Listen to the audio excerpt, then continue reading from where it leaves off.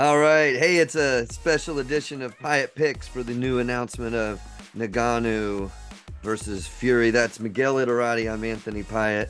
Let's give a look at this. We talked about this a few weeks ago a little bit about Ngannou signing with PFL and the stipulation that he would be able to box Miguel, and that being sort of a big difference between UFC. And hey, it looks like it's come to fruition, whether Dana's probably not too upset about this one way or the other. Truthfully, he's got enough going on, but it is interesting. It's worked out.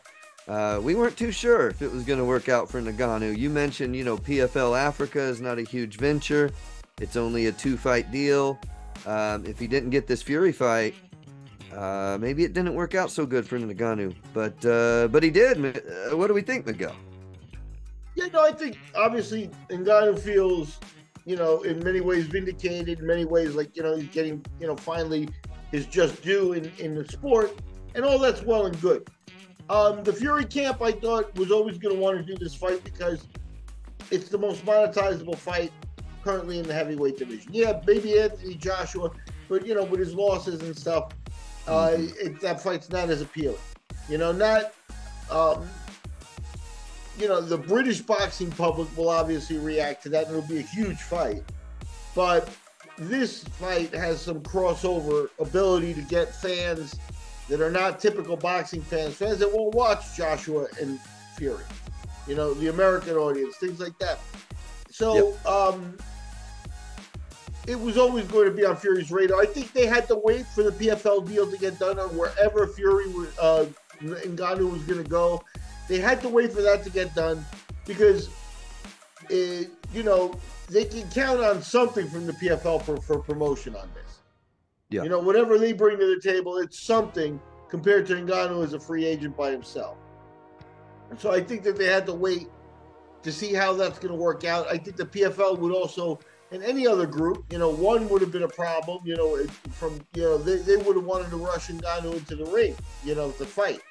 So the PFL, we had talked about them maybe getting Ngannou a couple of boxing matches as a tune-up first, but that doesn't suit the PFL either. They got to get him in the ring quick, October is the time frame for this, which means that Ngannou, they can deliver him in the first quarter of 2024. That's right, October 28th, from what I remember. There was talk of whether it would be a hybrid type situation. When we looked up the odds, admittedly, it's not on FanDuel yet. I was able to Google it, and we found odds at minus 400 for Fury, plus 300 for Ngannou. That's about an 80% chance that Ngannou wins the fight, and it mentions boxing. No, so Fury I assume they didn't go with the hybrid rules where you can clinch and whatnot, which might give a slight more advantage. But listen, here's the truth. The way I see it and the way I think you see it, I'll let you say your piece as well, of course. But look, if this is not a no holds barred MMA match, Ngannou doesn't stand a chance, in my opinion. If this is boxing, this is Tyson Fury walking away with this fight. To the point that minus 400 maybe is a little, maybe I'd be thinking it was going to be minus 700, minus 800. Listen, Ngannou can punch, but Tyson Fury in a boxing match? Come on. Fury's unusually tall. Ngannou, never had to deal with, the Travis Browns of the world or anything like that in MMA. I don't think he's got that much experience against tall opponents like that.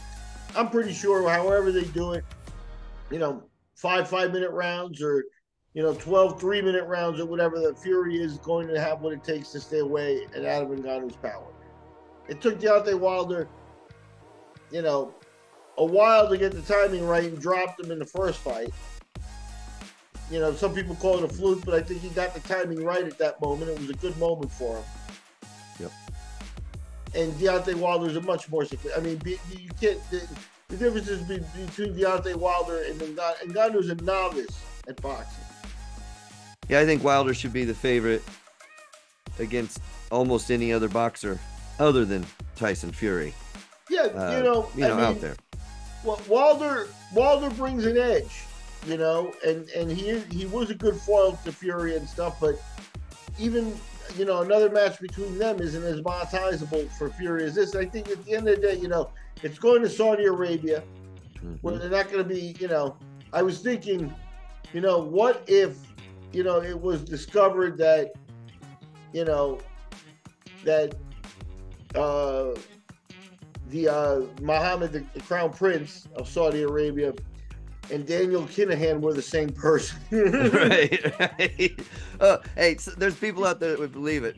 I've seen some tremendous theories. About Kinahan. My point being though that I don't think the Saudi Arabian regime is going to mind too much that type of involvement or that type of stigma compared to the pop they think they'll get for hosting it and being part of world level sporting events. Like they become involved in golf and stuff the same way. So for them, it's more of a political thing to be the host there. But at the end of the day, people are going to go there and cash in, and that's the when they say Riyadh, they're going to make a shot at this fight beating McGregor and Mayweather. I think that's the one thing that in the boardroom setting this up, that should be their goal, is to beat the number one fight. They're in the neighborhood. They've got. I think they are. I think it'll be I think that's a tough ask, but I think it's possible. And I think, people divide it. But casuals of the world love Tyson Fury for the entertainment value. A lot of my friends that'll go to boxing with me that don't follow it like you and I do, but that will get excited about big fights, that will go to the AMC theater with me. There's like a dozen of us that'll go.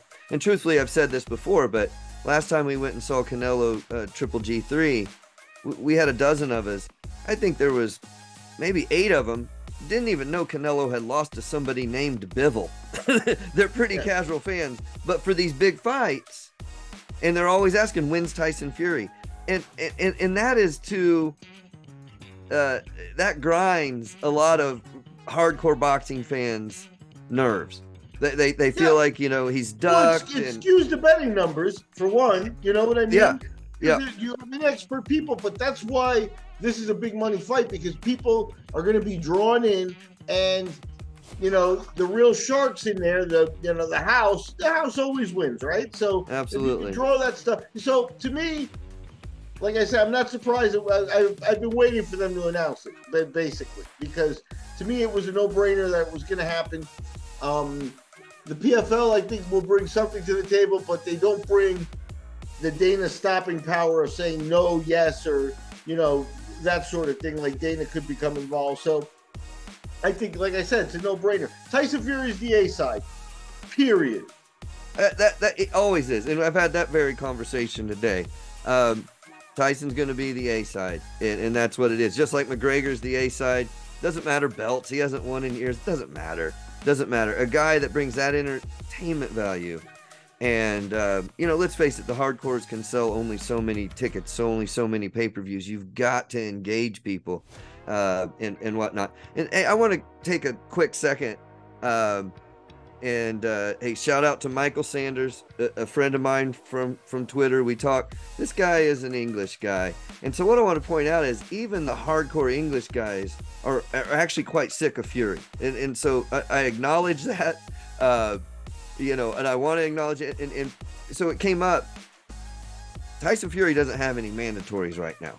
Usyk's going to fight, and that's to be made mandatory. And for, he doesn't have a mandatory. And we talk about that a little bit. And Michael points out that there's numerous WBC ranked fighters that have called Fury out recently. Sanchez, Hunter, Hrgovic, Bacoli. And it's not mandatory, but then he says do a voluntary defense. Don't run off to a crossover exhibition. My reply was keyword voluntary.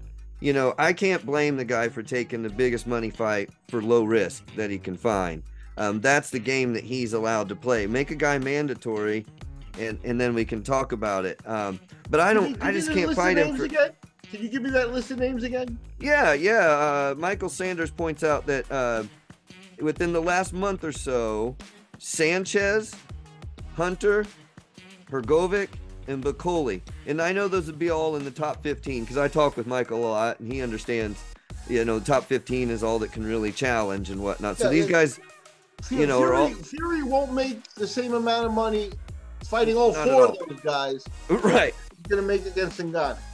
Right. And then Michael's reply is, oh, I'm all for him making the money against Ngannou, but drop the belts. And my reply to that is that, listen, I'd like to see how good Fury really is. And I'd like to see Fury and Usyk fight. I think if they stack up, and if they fight, I think the winner is an all-time great. The winner of Usyk and Fury, we have to be considered one of the all-time greats. And so if we can do that, and Fury's so big to me that he may, no big claim here, may being the keyword, he may be able to beat any heavyweight ever. I don't know. But stripping him of the belt because he's fighting Ngannou strips us, the fans, of making sure that we see Fury and Usyk next or shortly thereafter. Well, and we deserve to see that fight. And we can't be mad because he hasn't made that fight yet and then destroy the ability to make the damn fight. Right? Well, and here's the problem. And I'll ask Michael a couple of questions about the British scene too that I want to ask about. But yeah, maybe we'll even have him on, Michael. Yeah, but here's the situation is he was talking about, Fury and the British scene and stuff. And it's interesting, when Anthony Joshua was the champion, he got a lot of sponsorships and stuff. Like he was like pretty much under Matchroom and stuff, you're pretty much the silver spoons and stuff. But Fury, at this point really has surpassed anything Joshua's ever done. And I wonder how his situation is with sponsors and stuff, because during his early times of going, he suffered for that because of being a traveler and things like that. Now his personality grates on people, I think he got in trouble because, he has a certain belief about, his wife manages the house and he manages the fighting and, everybody's happy. Don't go under his roof kind of thing. That offends some people. You know what I mean? How's his sponsorships and stuff? Because if his sponsorships don't equal the stuff like that Joshua was getting, there's another reason for you to see him taking these one-off matches. Yep. It is interesting. Joshua, of course, being very affable, even with a couple of losses, but with his Olympic experience and he's great on talk shows. Joshua was get a polished product. Yeah. He's receives some training to go at the media and things like that. He knows what image he wants to portray. That's right. But he's got, he's the British equivalent of the All-American boy kind of thing. Whereas Tyson Fury likes to play the outlaw. And therefore is a lot less manageable. You know what I mean? So, but Fury's the big cash cow there now. I think once the All-American boy starts taking losses, or the old British boy starts taking losses, the shine comes off, and then you become the hard-working Brit. That's right. It's got to be Fury. And listen, I'll say it to Michael and all our British friends out there.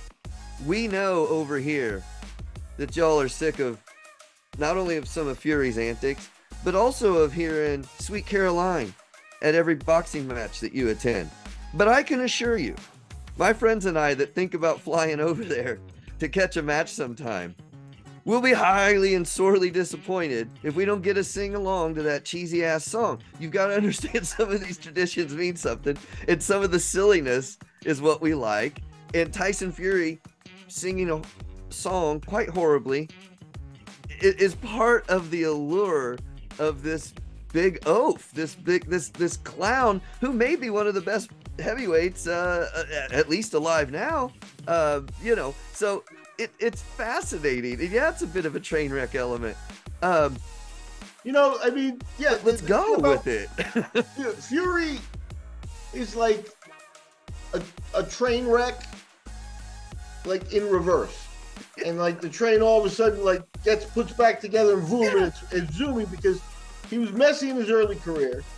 Kind of like, he was like, for example, David Price was a big guy that was more athletic than Tyson. So, David Price at some point was rated, right around there the same with him, There's that famous meme of him actually punching himself in the face during a fight, So he became something after that. What I remember too is he came to America, got put on his backside by I think it was Steve Cunningham in Madison Square Garden in his debut, and then got up, won the fight, and more power to him. But did his trash talking stuff and went over like a lead balloon. So he went somewhere around singing Aerosmith after a win and stuff like that. And I think the fall from grace and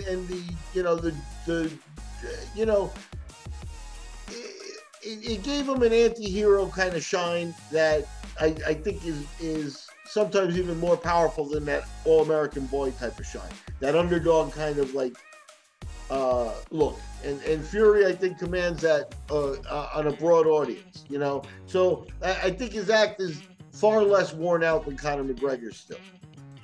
Oh, I think so too, and I think, again, that fan that doesn't pay a lot of attention, but is slightly more than a casual, even that really does like boxing, but doesn't really follow it deeply.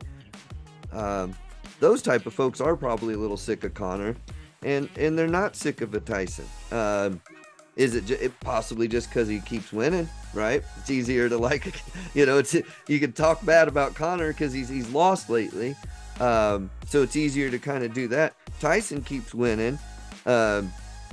Again, those of us that know him real well see some transgressions in the past, see some ideology that might be questionable. The boar meat, steroid issue. There's things that people that have followed real closely can dislike about him. But I think the general public just sees a big fun guy who keeps winning, and came back from nearly being knocked out against Wilder. Almost like a WWE character, as people have pointed out. This guy is entertainment, and from before, during, and after. Again, like a wrestler almost. If he's on TV, he's interesting. Yeah, and I think that you ain't seen nothing yet. I think this fight being an exhibition and a one-off, we're going to see him. That I think part of his game is taking it very seriously behind the gym door. Mm-hmm.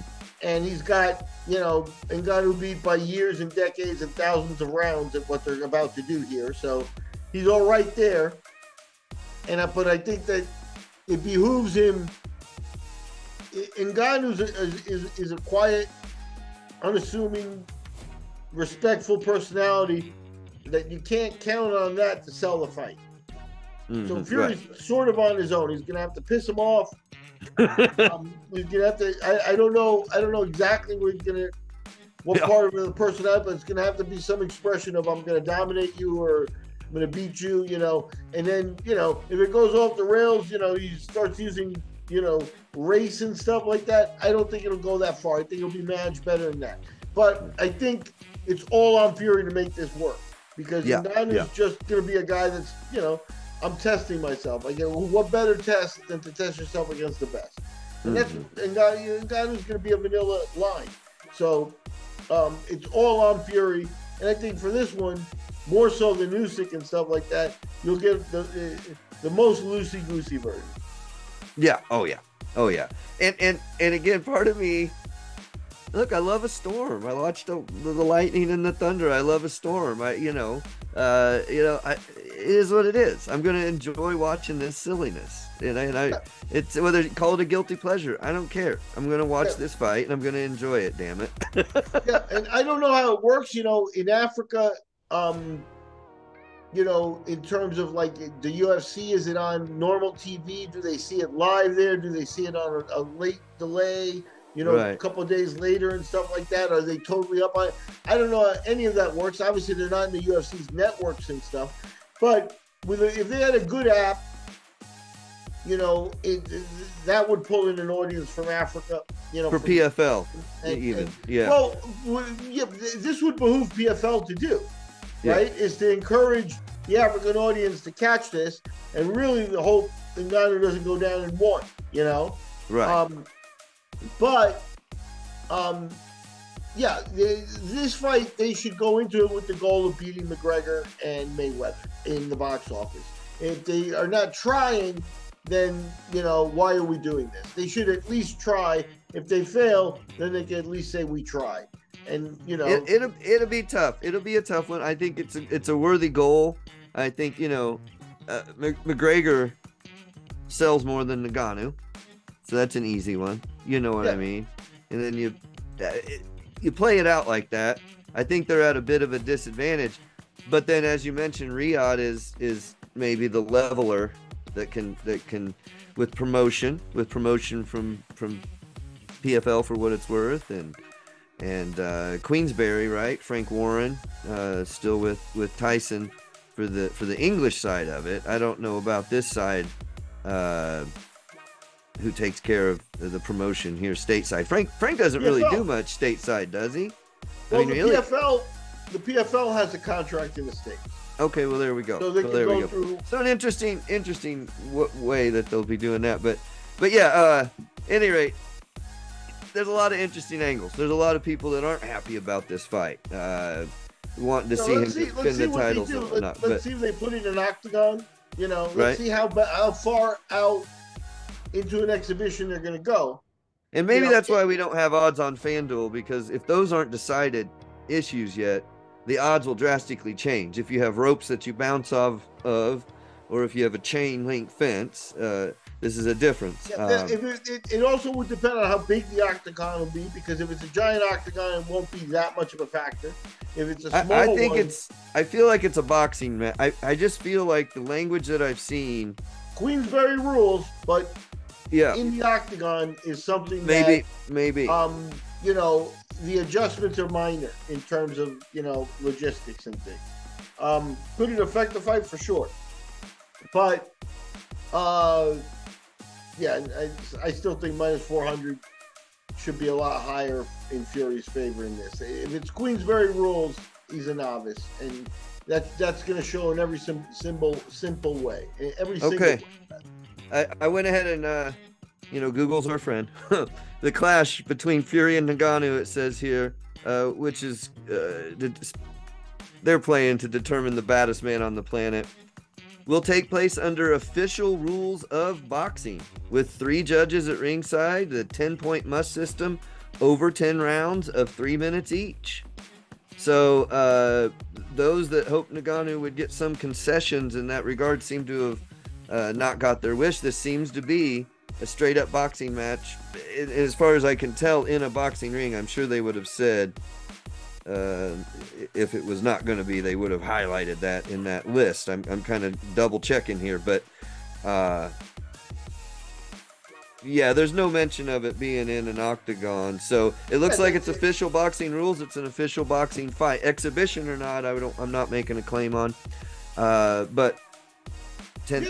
I mean, that's the way to go with it. That's what they have to do. They can't make it, like a vaudeville exhibition where it's, I like this better. Keep it boxing. Clowns and guys in clown outfit, in the first 3 rounds, and then another guy comes. It's not that kind of show, but I think, whatever sells it at this level, that's what they're going to do. But we'll see. We'll see how Fury comes out now that the fight's official in terms of the media and stuff. I think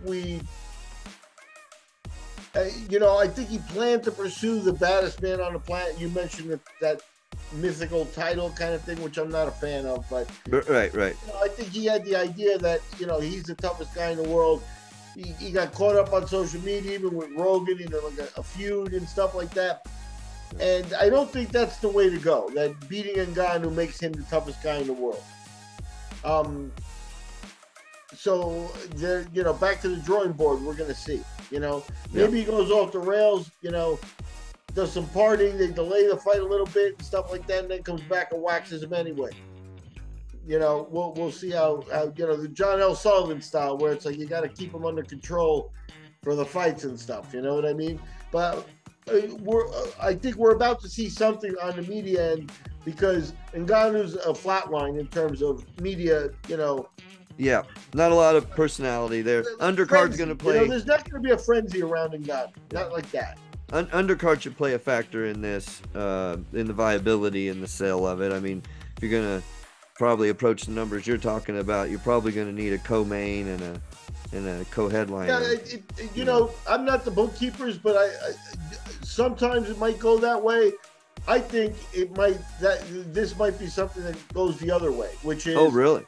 All the money goes to the top guys, and then you have a B-class undercard of guys that are hoping to get exposure, that are actually going to be fighting for, a mediocre amount. It's not a huge payday for them. This will be interesting to see how this plays out. And folks, we'll keep you up to date. Be remiss if we didn't ask you to subscribe and share and like and all that. And we'll keep you up to date on this as it develops. And anything new that comes up, we'll be recording new episodes as well. Can't wait for this one, actually. Honestly, I know some folks aren't happy about it. I think it's a fun fight. I think it draws attention to the sport. Some folks think it opposite of that, and I respect a lot of different opinions, Miguel. That's fine. But for me and the pals that I hang out with, I know we're going to have a hell of a night when this fight comes around. We're going to enjoy ourselves. We're going to have our barbecue. We're going to kick back, and we're going to enjoy all of it. We're going to enjoy the pressers and the weigh-ins. We're going to enjoy the interviews. We're going to enjoy the stupid songs. We're going to enjoy the walkout. Is he going to be carried out in a throne again? Who knows? Who knows? All these things are of interest, and I am not ashamed. Yeah. No, like I said, Tyson's got some pressure on him to build this thing, because that's where it's all going to be. Fury, we'll see what reaction he gets out of Ngannou, because I don't think Ngannou is going to come out with a package where it's like, hey, look, I'm going to appear on surveillance video at your house. Let's do something like that. I think they're going to be the standard respectful opponent. So. Yeah. So we'll see. It's going to be interesting to see. We'll see what Tyson Fury's got in turn. I can see the boxing purists not liking it, but at the end of the day, I think that there is a point that's going to be proven here, and that is that under Queensberry rules, circus aside, Fury should be done within 3 rounds. I mean, he that's should finish him up. Yeah. He is fighting a novice. Big punch, all you want, but he's fighting a novice, and there's no way for Ngannou to close that. That gap may even expand itself further while they train for this fight, because Ngannou's pace of picking things up isn't like, and the other guy's warp years ahead already. So that's the part of it that minus 400 is really not. It's not wide enough. That's not proven, and this goes 12 rounds of dancing. Yeah. Then the open up the talk that we've been sold the show. Just like American politics. Sure. But minus 400 is ridiculous. And look, folks, yes, you have to put 400 down to win 100. But why not put 1,000 down to win 250? Honestly, why not? At that point, the bottom line is, even at big numbers, 10,000 to win $2,500. Hey, $2,500, pays for the plane tickets for the weekend. Absolutely. You got to see where it fits into your thing. But if we're talking Queensberry rules, that's a lock bet. Oh yeah, that's ridiculous. Minus 400. It should be minus 1,000. It really should. So at any rate, that's what I've got for this one. Like I said, it's not the normal thing, we know, but we'll watch it, and I'll probably bet on the darn thing, because these odds are broken. I don't know if these odds switch, and MMA fans bet on Ngannou more. And Fury drops to minus 300 or minus 200, folks. Honestly, get a loan on your car. No, let me not anybody lose their car here. But honestly, I'm putting lots of money on Fury if I can get him at minus 200. Lots. I mean, this is ridiculous at minus 400. So do with what you want, and bet responsibly at all times, folks. Only bet what you can afford to lose, regardless of whether I tell you it's a lock. Me personally, I'm putting a lot of money on Fury. Just simple as that. Yeah, superficially, it's boxing, and there's that. I mean, you really, you can make up scenarios and stuff like that, but this really only is going to go one way once it executes in the ring. It's how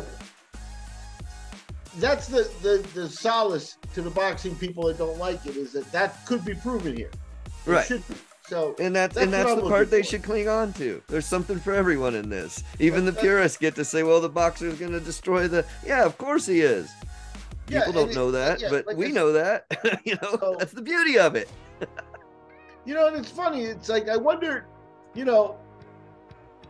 what would have happened if they had said, hey, what about if Ngannou fights Andy Ruiz first? Oh, an elimination. Yeah, you might say Ngannou would be like, I'm not taking that fight. That's a danger. And because Ruiz is a guy whose boxing level is so far above his, Right. You could argue it's obviously below maybe Tyson and stuff like that. But Ruiz has put in a lot of grind and succeeded at a high level at some points. Absolutely. In his career. An extremely dangerous opponent without the bang for the buck on the Tyson thing. He'd never take it. No way. Beat this guy for the payday. So this is a bit of a construct, and we'll see. That's what I'm most interested in, is to see how legitimate a fight we're going to see.